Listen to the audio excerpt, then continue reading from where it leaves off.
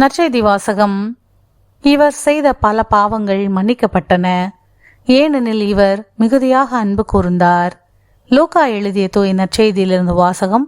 அதிகாரம் 7, இறை திருவசனங்கள் 36 முதல் 50 முடிய. அக்காலத்தில் பரிசேயருள் ஒருவர் இயேசுவை தம்மோடு உண்பதற்கு அழைத்திருந்தார். அவரும் அந்த பரிசேயருடைய வீட்டிற்கு போய் பந்தியில் அமர்ந்தார். அந்நகரில் பாவியான பெண் ஒருவர் இருந்தார். இயேசு பரிசேயருடைய வீட்டில் உணவு அருந்த போகிறார் என்பது அவருக்கு தெரிய வந்தது. உடனே அவர் நறுமண தைலம் கொண்ட படிகச்சிமலை கொண்டு வந்தார். இயேசுவுக்கு பின்னால் கால்மாட்டில் வந்து அவர் அழுது கொண்டே நின்றார். அவருடைய காலடிகளை தம் கண்ணீரால் நனைத்து தம் கூந்தலால் துடைத்து தொடர்ந்து முத்தமிட்டு அக்காலடிகளில் நறுமண தைலம் பூசினார்.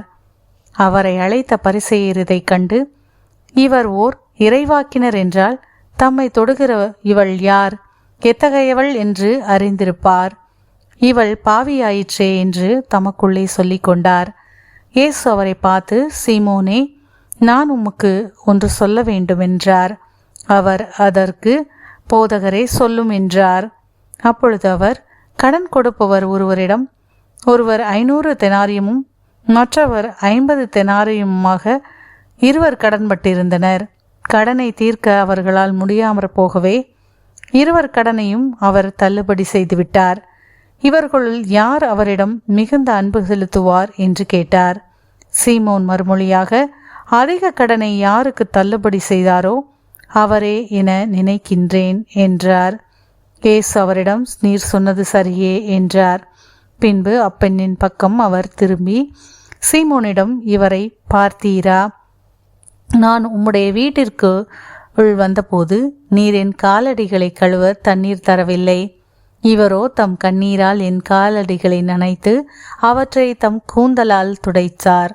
நீர் எனக்கு முத்தம் கொடுக்கவில்லை. இவரோ நான் உள்ளே வந்தது முதல் என் காலடிகளை ஓயாமல் முத்தமிட்டு கொண்டே இருக்கிறார்.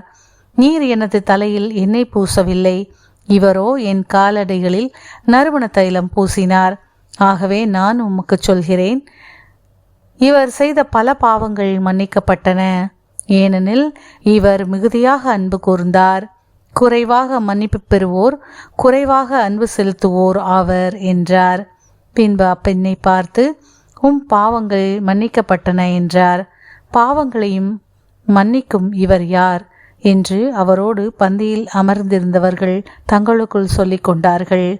இயேசு அப்பெண்ணை நோக்கி, உமது நம்பிக்கை உம்மை மீட்டது, அமைதியுடன் செல்க என்றார். ஆண்டவரின் அருள்வாக்கு.